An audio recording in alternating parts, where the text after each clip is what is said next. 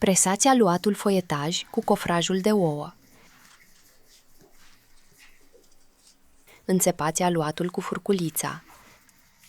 Ungeți cu apă rece. Presărați cu zahăr.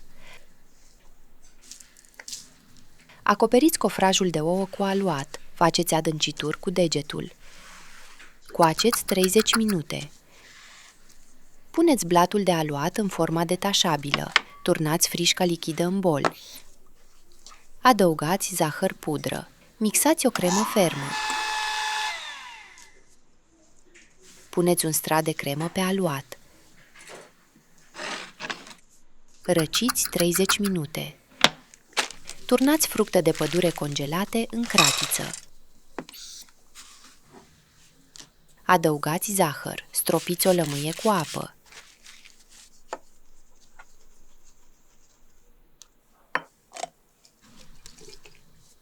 Turnați în cratiță sucul proaspăt stors de lămâie.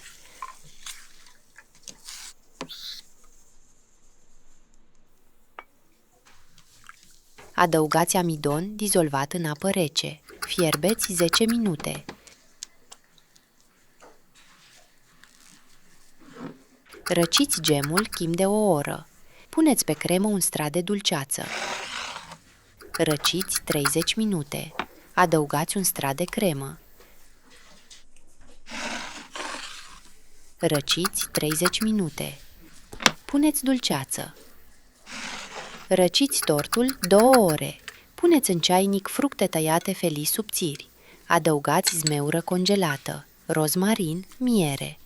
Turnați apă fierbinte. Presați altă foaie de aluat cu cofrajul de ouă. Înțepați cu furculița. Ungeți cu apă rece. Presărați cu zahăr. Puneți aluatul pe cofrajul de ouă. Faceți adâncituri cu degetul. Tăiați pătrate egale din aluat.